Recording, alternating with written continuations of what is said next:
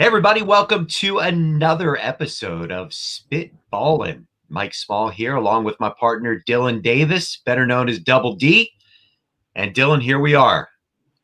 The Phillies, we thought we were at a low last week. We thought the bullpen couldn't get much worse, and they continue to surprise us and bring us joy, because the joy is how many more ways can we complain about how freaking bad they are. As we sit right now, the Phillies have 4 games left to play in the season starting tonight. They are a game out of the wild card and a game and a half behind the Miami Marlins. Yeah. They have done this to themselves. They should be in a much better position, but they have, for lack of a better word, completely fallen apart. They've got 2 really good starting pitchers. They've got a great offense that can rake, and the most pathetic bullpen in the history of baseball. Does that sum it up pretty well? It sums it up perfectly, actually, Mike. And you said, how did we get here? How did we get here? I wish we did shows more than once a week, because from last week's episode to this week right now, we went from completely down and out on this Phillies team. We wrapped up that show, and then literally the game they were playing that night for the next 3 or 4 games, Bryce Harper went on a tear, and you thought he's just going to will the Phillies to the playoffs. And I'm like, all right, at least we got this to look forward to next week. And then they fall apart again. It's like they go on a run for 3 or 4 days, and then they fall apart again. And I think to describe it perfectly, how did we get here? You said we have 2 very good pitchers. We do. Well, guess what? The Phillies lost both of their starts last out. Zach Wheeler and Aaron Nola. That can't happen at this point in the season. You talked about this. Another collapse in September. This is the 3rd straight year the Phillies were in a race in the month of September, and they've completely fallen apart.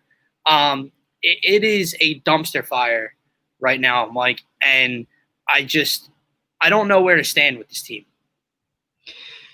Well, let's take a 30,000-foot look at everything right now. So obviously the easy answer is the bullpen. It's pathetic. I think they have like 8 or 9 saves, and they have 17 or 18 blown saves, which they've is given up over 40 home runs. Yeah, 40. That's ridiculous. But okay, so that's the easy answer. But let's look at a couple of other things. Bryce Harper's been playing hurt, as we found out the other day. JT Realmuto is really hurt. And I'll tell you what, we're going to talk about this later, but the fact that this guy's unsigned, and we're going to talk plenty about that, but the fact that he's unsigned and he's beating out infield hits with a bad hip and just playing like a guy that really wants to make his first playoff game, sign the guy. Rhys Hoskins, who was on a tear before he got hurt. Let me ask you a question. The guy that's been in my crosshairs lately is Adam Hazley. This guy's pissing me off for a couple of reasons. One, he should have had that ball in left field the other night. It was a tough play. Should have had it. Ended up costing him a couple of runs. And that was Moniak, wasn't it? There was a separate play. There's been plenty of them, but I'm thinking of Hazley right now. Here's the other thing that's pissing me off about Hazley. When the Phillies drafted him number 1 out of Virginia, they thought they were getting a thumper. How many home runs does Hazley have this year? I don't know. Only a handful, I would assume. 0. Same as you and me. Wow. That's ridiculous. So I'm pissed off about that. And, look, I know that the big Twitter joke right now is, wow, look, the Giants are tied for the wild card with the Phillies. Maybe it wasn't Gabe's fault. You know what? Girardi's a good manager, and you can see it every day. I don't care. Yeah, it's really easy to say that the manager wasn't the problem last year, was the GM. Yeah, the GM's a problem, and we will talk about that. You watch this team every day. Girardi does a good job. He's playing with the hand he was dealt. Gabe was not a good manager, and he was not a good fit, and you can see the difference. I'm sorry, you can see it. But the bottom line is, that's how we got here. There's all kinds of issues. The bullpen is a disaster. Brandon Workman, my God.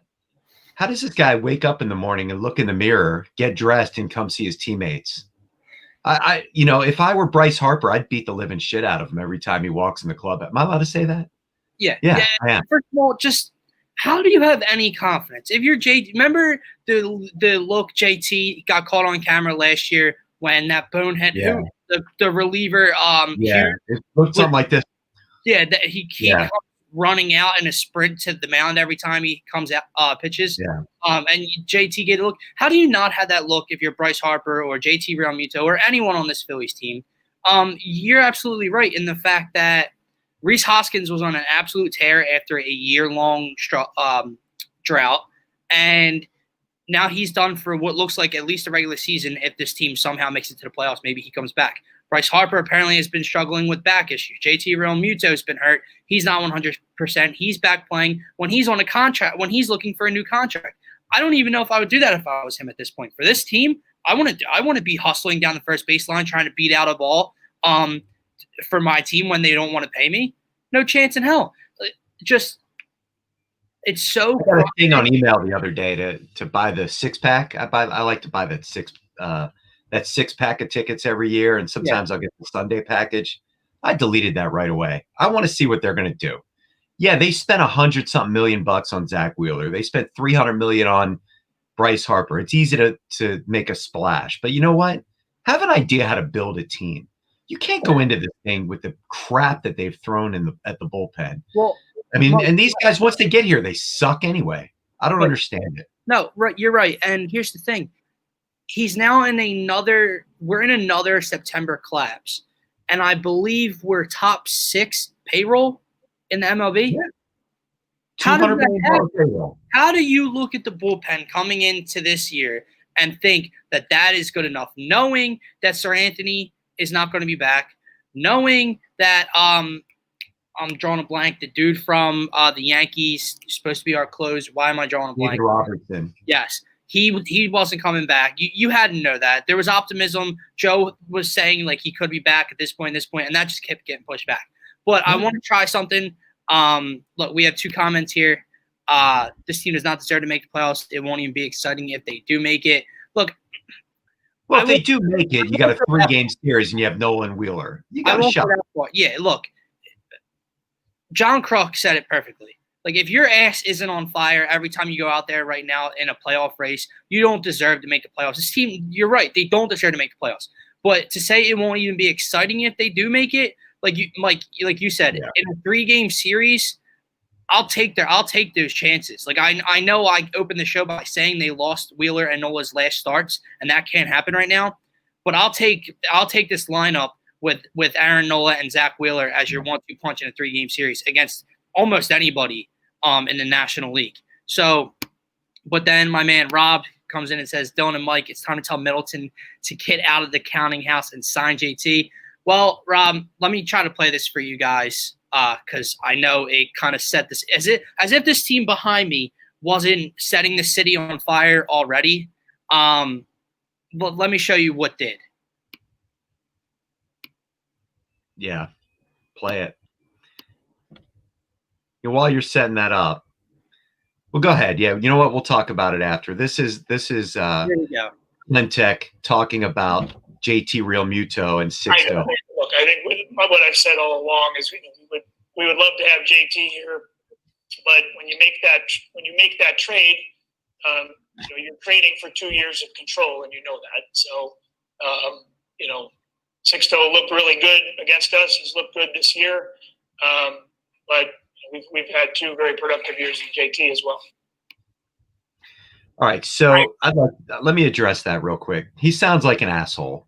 I mean, he sounds like he's dancing around, and we know that he's just saying what he has to say or what he thinks he has to say. Here's the deal. I blame him for a lot of things. I blame Clintack for not understanding how to get pitching in the bullpen. I blame Clintack for hiring Gabe Kapler. I blame Clintack for many of the personnel decisions. I blame Clintack for drafting Mickey Moniak and thinking he's worth a crap. I blame Clintack for all the drafts that they've done as well. What I don't blame Clintack for is not signing JT. He'd love to write a check and sign him. That's Middleton. So, we've got to make sure, he's dancing around. He's trying to play the political line and not get his owner in trouble. And I blame him for everything. And I think he needs to get fired because he sucks. But the bottom line is this is on Middleton, not on him. Look, maybe you're right. You probably are right. But the fact is, I have to look at it as you're the GM. Look, because I find it a little hard to believe that Middleton's putting out the money to be a top 6 payroll in Major League Baseball, but he won't go out and pay JT Realmuto. Now I know the issue is that JT doesn't only want top catcher money. JT wants top player money. He's going to reset if they give him what he wants. He's resetting the market. Yeah. They're not willing to do that, and it's asinine. But just based off of his comments, and you're 100% correct. If that is the case, he doesn't want to. He's not throwing his owner under the bus because he will be out of a job now. But you have to have a better explanation than that.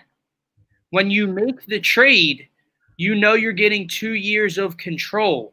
Sixto looked really good against us in this year, but we also got 2 really good years out of JT. Really? Well, you're on the road to not making the playoffs in both years. You've had JT. And no, you don't trade the only positive prospect, a future ace that has come up through your farm system for JT for 2 years of JT Realmuto. No, that's not why you make that trade. You don't make the trade. Let me tell you how I would handle that. So if you made me the Phillies general manager tomorrow, and I'm the general manager, and you asked me that question, go ahead, ask me the question that he was asked. Why hasn't JT Realmuto been signed yet?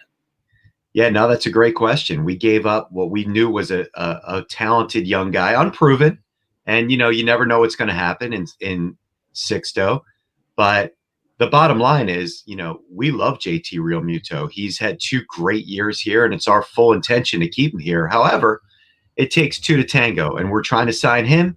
He's trying to get the best deal for himself, and we're going to do our best to make that work. That's all he had to say. And then he doesn't sound like such an idiot. 100%. He makes himself look so much worse, and that seeing his mug on the screen just bothered me even more. It's annoying enough. It's agitating enough hearing his voice. Does he have a punchable face? Yeah, he's got one of those punchable faces. That haircut is awful. Like the entire package just disgusts me. Okay, and just because it doesn't just stop there right now, Mike. Like I said, I know we're a Phillies podcast, and I'm not going to go off the rails here. But the team that you see behind me, the Sixers, with everything that's going on there now, the rumors coming out about Mike D'Antoni right now, just every team in this city besides the Philadelphia Flyers right now, their general management is awful, and it's the reason for what you're seeing on the field for the Eagles. It's the reason you're seeing what you're seeing for the Phillies. Here's my answer to you. I know you – how do I phrase this? When Bryce Harper was a free agent, and, it was rumored that the Phillies, and him had mutual interest, but, there was obviously every team in baseball's name was thrown out there. I said, go out there and give Bryce Harper, here you go, Bryce, here's your check. Write what you want. Blank check. You do the same thing here. Because – it's not your money. What? In all fairness, you don't know how much money Middleton's losing, with his other businesses. We just don't know. Okay. We know that there's been rumors of layoffs within the Phillies so there's definitely some money. Fair enough. But Mike, let me throw this at you. I'm the last person to defend these guys. I know what you're. I get what you're saying. You're writing blank checks everywhere. That's how you end up like the Sixers. No, but you're playing devil's advocate. I get it. But what I'm saying is, you know how you make that money back? By signing JT Realmuto. Because when fans are allowed back in the stadium, hopefully next season, when fans are allowed in the stadium with all that merchandise and everything, they're going to want to see JT Realmuto. You don't bring him back, you lose this fan base. You've already lost a lot of this fan base. You are going to lose 95% of the fan base if you don't bring him back. I get it. You can't just go around handing blank checks to everybody. But you made this trade to say, we believe we are contenders. Having Bryce Harper, seeing the 1-2 punch of Alec Bowman and Bryce Harper right now has been beautiful. And knowing Bryce is locked up long term, and it was Alec Bowman's rookie year, and he's in contention for Rookie of the Year in the NL, it's just been beautiful. To throw a healthy JT Realmuto in there for the next 4 to 5 years, would just make it even so better. let me ask you a question, because we don't know what's going on in these negotiations. I mean, they might be.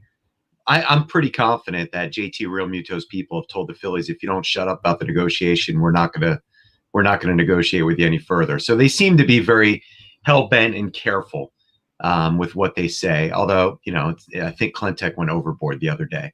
So let me ask you a question: if the Phillies, you got Bryce Harper's $330 million contract, you've got Zach Wheeler's, what did he get? 140, I think, something like that. Less than that, I think. Or no, you might be right. 5 for 140, maybe. Yeah, I think so. Aaron Nola's on a team-friendly contract. He's going to have a big increase at some point soon. How much are you going to pay Realmuto? He's going to be 30. I love him, but what if he wants a 5-year, $220 million deal? Yeah, yes and no, right? Here's the thing. If you lose JT Realmuto, you better come right out and say, all right, look, we gave him the fairest offer that we could come up with, but we're going to use that money wisely. We are going to go get a top-notch closer, couple of relievers. We're going to get another catcher so you don't have to sit through Andrew Knapp as your main catcher, and we're going to fortify the bench a little bit with that money. If they did that, I could get it. I could get behind it. I just need to know what they're going to do with the money rather than be like, oh, we tried. Great, and that's the whole issue because I don't trust it. And like I said last week, and the whole issue is the fact that not only are you going to lose the best at his position, it's what you gave up to get him. Now, yeah. I have to address this real quick. My man, Wild West, as his old YouTube name. Oh, that's our guy. Given Bryce that much money. Yes, they should have. Yes, they should have. Clintek didn't want last year that got on his ass. What? Clintek wanted Machado. Yeah. The Middleton is Bryce Harper. There's no question. Yeah. But here's the thing. If you're going back, if you're talking last year, first of all, let's start this year in this weird season. Yes, he went through a 20 to 22 game slump. He looked awful. He had like a 160 batting average, whatever. But if the injury rumors are true, that plays a role into it. He started off the first 20, 25 games of this year in an MVP race, and he is the only reason. Now, I know he's back into a little bit of a slump, but he went on like a 5 or 6 game tear and is the only reason the Phillies are in the position they are in right now, keeping them afloat. If you go back to last year, if you want to look at the full length of last year, okay, his average was down. I think he hit for like 260. He had over 30 or 35 home runs. He had 110 RBIs. He walked almost 100 times. Like what? I don't know what people want from the dude. His on-base percentage is fantastic. Here's what you're getting with Bryce Harper that I honestly didn't know the Phillies were going to get when they signed him. Dude dives on every play. He hustles. He tries to stretch singles into doubles. He never takes a night off ever. He looks like a great teammate from what we can see and what we've heard. And, I think, and he's done everything he could to adapt to Philadelphia. I don't think there's going to be a day of regret on that contract. Yeah. Rob's here says, but they won't, Mike. They will continue nickel and diming to be average. And you can't say, quote, stupid money and just stop spending after 2 guys. It's ridiculous. You could take that and then I'll come in. Yeah. I mean, spending on Brandon Workman would be stupid money, but in a different context. Yeah, Middleton definitely took a little bit of heat with that. He did spend stupid money on Harper, but, when you see what other guys are going to start signing for and are starting to sign for, and Trout's contract, et cetera, wasn't a terrible deal, quite frankly. I've got to think that Realmuto is asking for a lot of money, and I definitely think the Phillies know how important it'll be to sign him. And I think they've got a 50-50 shot right now. I don't think it's out. Would have been great if they did it before the season and before arbitration. However, this is the situation they're in. If he's asking for ridiculous money, I just want to see the money go somewhere smart. I'm with, look. I mean, do you want to give him whatever he wants and then just be stuck with a 30-something-year-old catcher whose wheels are falling apart and you're not eating? No. What I mean is that I'm willing to give him the reset the market type deal. I'm not saying just throw whatever he wants at him, but like if he wants to be the highest paid catcher, which he rightfully should be, and then more than what the catcher market is, a little bit more, sure. Like he deserves like that. That's why he's here. And like I know I'm like it's getting a little off base here, but I took a sport management accounting or finance class in my junior year. Okay, and it was right when we signed Bryce Harper, and so we like the professor was up on the board and he was like saying like he took Bryce's total, the years, the AAV, like everything, and he was like, because at the time people were saying like 330, like that's ridiculous, blah blah. And then when you do the math, if you took in like what the Phillies make annually in concessions, ticket sales, everything, like you look it up and then you say, well, bringing in Bryce Harper, blah blah, they would make that money back within 2 to 3 years, and then you have them for all that, right? So as crazy as it sounds, $330 million, they're going to make that back like that. The reason I'm saying the JT Realmuto thing is because I keep going back to it. You're going to lose. They will be out. You will not be filling the seats at Citizens Bank Park when fans are allowed back in the stadiums next year if you do not bring him back, because you have to know what he means to this team, and everyone's seeing what 6-0 is, and you will make that money back. I promise you. I don't care if it resets the catcher market and you're paying JT Realmuto what you think is an absurd amount of money. You will make that back in ticket sales, concessions, merchandise, everything, because people will want to come back. Like that's the bottom line. You don't sign him, you lose it. All right, let me play devil's advocate. I do want to sign him, by the way. I want to make that clear. I know you do. It's more than just that. I mean, all right, so let me ask you this. So they let him walk. He signs for $300 million with the Yankees. Okay, you're not going to probably beat that, right? You can't have two $300 million players. Alec Bowman wins Rookie of the Year. You sign a top closer. Say you sign, I don't know, pick one. Oh, wait, hold on. Let me cut you off real quick. Okay. I know exactly where you're going, and I'm with. Okay. If that is what they did, they'll come back. If they did not sign JT Realmuto, and they went out and they got a serviceable catcher, because I'm not sitting through 162 games of Andrew Knapp. I know he's playing well this season, but that's in a limited role. Okay, he's not an everyday catcher. So they bring in a serviceable catcher. They revamp the bullpen. And I don't mean revamp in the way we've been using it with David Phelps and Brandon Workman and Heath Hembry. I mean actually bring in bullpen pieces and a very good closer. And maybe if they go out and got a third starter, I'm for it. I get it. All right, so if you lose Realmuto, you sign Josh Hader. You go get Josh Hader, and you pick up, I don't know, some Robbie Ray or some decent pitcher. First of all, let me cut you off there because I'm not listening to Robbie Ray grunt throwing 90 every time. But I'm just saying, as an example. Let me tell you why I have the stance I have. I'm for that if that's the case, if they actually went out and did it. But guess what, Mike? They're not going to do that. I have zero faith in Matt Klentak to go out and use the money in a smart manner. I have zero faith. Well, it's not going to be Matt Klentak. Yeah. There's no question in my mind that dude's getting fired. I mean, Middleton reads Twitter. Trust me. His son's on Twitter, tweets all the time. There's no question in my mind that Klentak's gone. Right. He's gone. I still don't. Gone. There's no question. I don't know. I guess, look, and you know what bothers me even more is the fact that this city, every sports team in the city right now has me so worked up. And the fact that we're in a playoff race, and we got to sit here and talk about signing JT Realmuto after this offseason because of how poorly they've handled the whole situation. Well, the problem that the Phillies have now has nothing to do with JT Realmuto. The problem the Phillies have now is they can't protect a lead, and that has nothing to do with him. So my suggestion is enjoy the next 4 games, see if they can actually win 2 or 3 of them. Yeah, enjoy them. And if JT comes back, great. And if he doesn't, let's hope that, Mr. Stupid Money is able to get rid of Boy Genius and get somebody in there that's worth a damn and build a decent team. What we should be talking about now is my guy, Alec Bowman, because I think that dude's going to win Rookie of the Year. He has to. I did not think he was going to win it 2 weeks ago. He's been fantastic. He has to.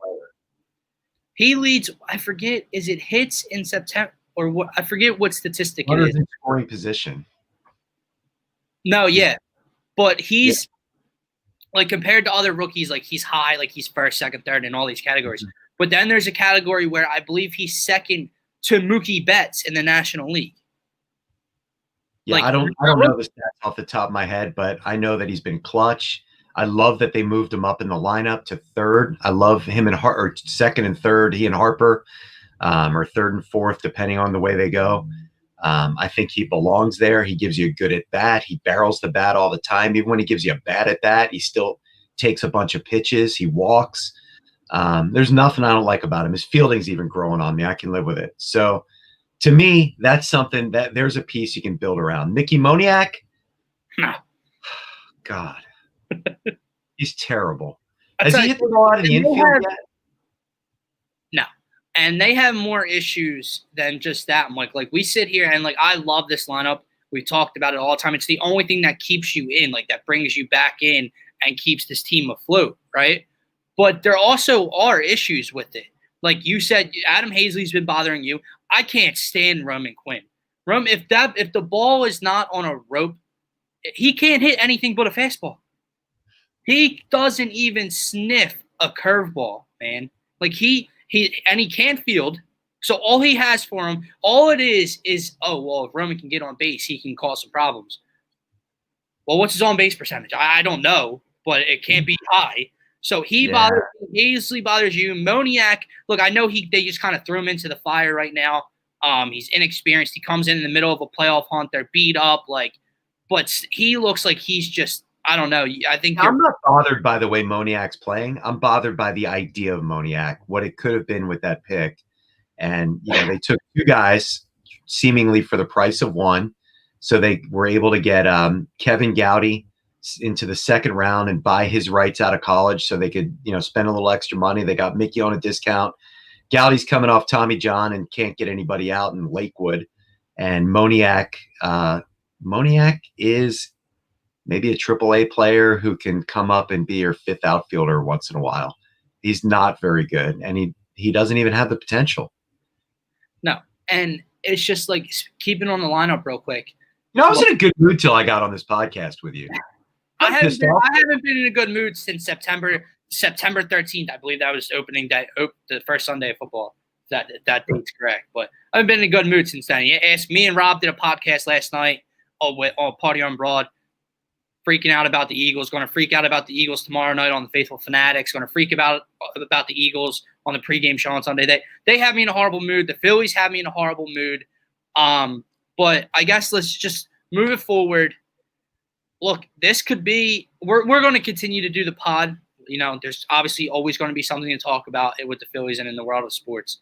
And we'll definitely have emergency pods after trades and stuff. Free agent signings. But with that being said, this is the last spitball and pod of the regular season. Not of the season, hopefully. We don't know yet. But the Phillies' last game is Sunday in Tampa. So, with that being said, Mike, every week we've discussed, where are we now in this week? Is this a playoff team? In 1 week, yes, it's definitely a playoff team. The next, no, this bullpen's too bad to be a contender. Well, guess what? After we did our show this past weekend, I believe the Phillies were at like an 80-some% chance of making the postseason. Well, those odds are way, way, way, way down. They found themselves not even in a wild card spot right now. They're a game out of the 8th seed in an expanded playoff, mind you. This bullpen is so bad that this offense is one of the best offenses in the league, and the bullpen is so bad that they're a below 500 team that isn't even in a playoff spot in an expanded playoff. Okay? I got a text from my brother-in-law this morning. He's a Giants fan. He lives out in California. And he said, looks like we're tied for trying to get into the playoffs. And I was like, man, normally I'd love to banter with you, but this team can rake, and it's got the most historically bad bullpen I've ever seen in my life. I can't even fight for him. I can't even argue about him. I'm at that point. No, and Bryce, like literally, after our pod last week, Bryce started willing this team back into the playoff race. And I'm like, this dude is literally to the pod. He told me. So anyway, you inspired him. He's big Dylan. Yeah, here's where we are. You're a game out of the 8th seed. your game out of a wild card spot. You're fighting with the Giants. You're fighting with the Brewers. You're fighting with the Reds, I believe. So you've done everything in your power to F that up. And now you've got a cluster in the wild card fight, in the wild card spot. So here's where I'm at. I don't think that's how the Phillies make the playoffs. Obviously, it's possible. They have 4 games left. But I don't do it this way. Let's do it the way the experts do it. Ready? Good. What percent do you give them making the playoffs? Well, you put me in a weird spot, Mike, because I don't want to give them a high percentage. They don't deserve it, quite frankly. But my point I think they get in somehow, some way. I think they do, because I'm going to tell you why. I think they're going to do the most Philly thing possible, and that is lose an Aaron Nola start, lose a Zach Wheeler start, and then play great behind Zach Eflin and then whoever else gets thrown out there. I believe Nola and Wheeler get it a 51% chance. I'll give it 60%. I'm gonna go 49. Okay. Now let me tell you why. For 3 reasons. Go ahead. You go, and then I'll go. David Phelps, Heath Embry, and Brandon Workman. There's my 3 reasons. Okay. Here's where I'm at. Okay. I just think that happens. I just really believe, and I believe that Nola and Wheeler get another start in Tampa. I don't see them losing those starts, right? So to me, you got to either finish the rest of the way out or win 3 or 4. You have to win tonight. So I don't believe they make it in a wild card position. I think that's too much of a cluster. They screwed that up in every way possible. They allowed to lose ground on all these other teams in the hunt. You're a game and a half behind the Miami Marlins. Now, I know we've been waiting all season for this, what we thought was going to be a really piss-poor Marlins team, basement of the NL East. We've been waiting for them to come back down to earth. That hasn't happened. But Phillies play tonight. Marlins play in Atlanta against Max Fried, who I believe is 7-1 with a 1.69, 1.70 ERA. If the Marlins lose tonight, which I think they will, which I think they should, and the Phillies win tonight, which it shouldn't be too much of an ask to only win 1 of 4 in Washington, you're half a game out of the playoffs, of that second playoff spot in the NL East. You have 3 left, and then Miami has 1 more in Atlanta, and then they wrap up with 3 in New York against the Yankees. Now, I know there's all different situations. Now, I know this could backfire because the Yankees have a playoff spot locked up, so you don't know who they're going to play, who they're going to start. There's and the Braves do too as well tonight. Max Fried might only pitch 3 innings tonight. I don't know, but I just have to go with what I can see right now. I'm going to hope that Fried pitches. Yankees put out Judge and Stanton and LeMahieu, and everyone plays in Hicks. And if that's the case, I give you credit on this. That is a well thought out theory. I've lost hope, man. I've just lost hope. Let's wrap this thing up, man. Yeah. I gotta go get a beer before I can watch this game tonight. 1 or 7. He says the only way they make the playoffs is if the starters play well and they pitch past the 7th inning. I agree. Look, to start, you have to Vince Velasquez finally gave you an outing that you needed. I think which is going to blow up in the first inning next game because that's Vince Velasquez. But here's how I'll end the show. Phillies win tonight, Marlins lose tonight. Half a game out of the second playoff spot in the NL East with 3 to go, with 4 to go with Miami, and I think the Phillies persevere. And that's that. That is the last episode of Spitballing for the regular season of the Philadelphia Phillies, and there will be a playoff episode. All right. Next Thursday, we will be on about this time, and we'll see who's right. Yes, we will. I actually hope you're right. Yeah. Who knows? All right, guys, go follow us on Twitter at DylanJD98, at Real Mike Small. Follow our podcast at Ball and Spit on Twitter. Have a nice night. Go Phillies, go Eagles, and hopefully the Sixers don't hire Mike D'Antoni.